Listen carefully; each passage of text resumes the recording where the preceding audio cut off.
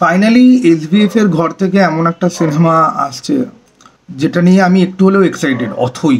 ঠিক আছে, তবে আমাকে একটা জিনিস কেউ বলো, খুব সিম্পল কথা, অনির্বাণ ভট্টাচার্য পুরনো নাটক ভাঙিয়ে আর কতদিন চালাবে? বাদল সরকারের নাটক হয়ে গেল, এবারে ওথেলোর পেছনে পড়েছে। তবে ঠিকই আছে, এরা ইন্টেলেকচুয়াল, তো ইন্টেলেকচুয়ালরা ইন্টেলেকচুয়াল জিনিস ভাঙিয়ে খায়। সুজিত মুখার্জি যেরকম উত্তম কুমারকে ভাঙিয়ে খায়, বা এর উপন্যাস, ওর নাটক, ওর সেই, তার সেই, কোনোভাবে আমার নিজের original creation, original imagination, original আইডিয়ার পরিবর্তে ওর থেকে তার থেকে নিয়ে আমি চালাই।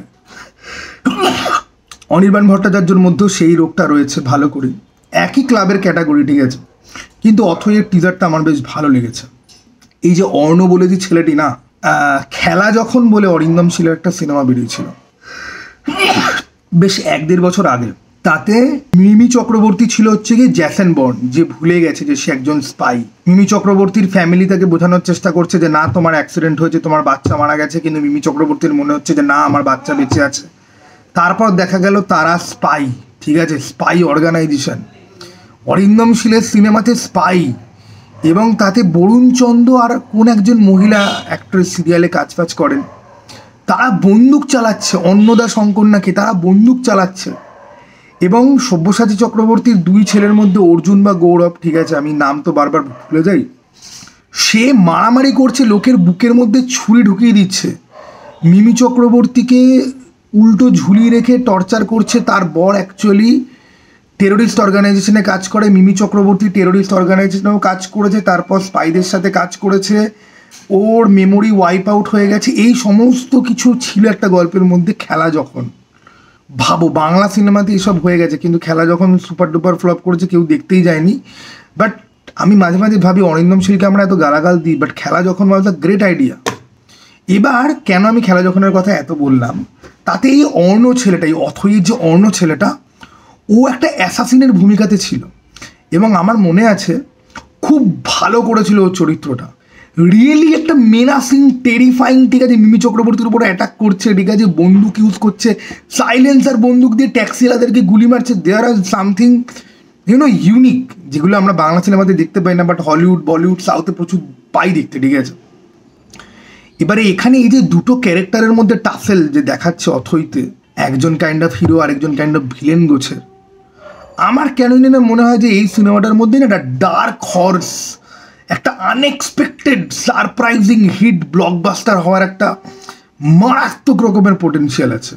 কারণ টিজারটার যে বডি ল্যাঙ্গুয়েজ, আমি মানুষের মতোই কম্পেয়ার করে যদি বলি, বডি ল্যাঙ্গুয়েজ বা শট, রাত্রিবেলা বনের মধ্যে, আগুনের মধ্যে, অনির্বাণ ভট্টাচার্যর মুখ থেকে রক্ত বেরোচ্ছে, অর্ণ পড়ে রয়েছে, ওপরে দাঁড়িয়ে ডায়ালগ দিচ্ছে, দিস থিংস লুকস হেভি। কিছু একটা সিরিয়াস কিছু একটা হতে যাচ্ছে, বেশ কমপ্লেক্স সিরিয়াস কিছু একটা হতে যাচ্ছে, যেটার মধ্যে কিছু একটা রুট করার মধ্যে যেটা থাকবে। অথইয়ের টিজার কিন্তু অন্যান্য বাংলা সিনেমার টিজারের যেরকম টাইপের গল্প হয় সেরকম কিন্তু ফিল হয় না, অন্যরকম একটা ফিল কিন্তু দেওয়ার চেষ্টা করে। যেই জন্য আমার কোথাও না কোথাও গিয়ে মনে হয় যে অথই হয়তো বহু বছর বাদে আমার হয়তো এসবিএফের কোনো সিনেমা ভাল লাগবে যেটাতে অনির্বাণ ভট্টাচার্য রয়েছে। হয়তো কোনো সিনেমা দেখে ফাইনালি আমি বলতে পারবো যে না, আমার really I like this thing, okay. যেটা অতি উত্তমের ক্ষেত্রে একটু হলেও হয়েছে, যদিও অতি উত্তমকে নিয়ে খিল্লি করার অনেক জায়গা থাকে, বাট আমার অতি উত্তম, আমি প্রথম যেদিনকে দেখেছিলাম আমার বেশ ভালো লেগেছে। কমেডিগুলো আমার সাথে অ্যাটলিস্ট ওয়ার্ক করেছে। আমি যদিও ফল্ট লাইনগুলো নিয়েও কথাবার্তা বলেছি। তো অথইয়ের টিজার দেখে তোমাদের কার কী মনে হচ্ছে, কীরকম লাগছে, কীরকম এক্সাইটেড? আমি অথইয়ের জন্য কাইন্ড অফ এক্সাইটেড। মুখোশ বলে একটা সিনেমা বার করেছিল না, সেই মুখোশ সিনেমাটাতে তো প্রচুর ভুলভাল জিনিস দেখানো হয়েছিল। এবার অথইতে আবার বাংলা এই থ্রিলারগুলোর না প্রবলেম হচ্ছে কি, যারা সায়েন্টিফিক্যালি অ্যাকিউরেট বা ভুলভাল জিনিসপত্র খুব বেশি দেখায়, লুপহোলসগুলো খুব বেশি চোখে লাগে। অথইতে সেরকম হবে কি না আই ডোন্ট নো, না হোক সেটাই চাইব। আর হলেও জানি এরকম হয় যে সেটা নিয়ে খিল্লি করতে মন না চায়।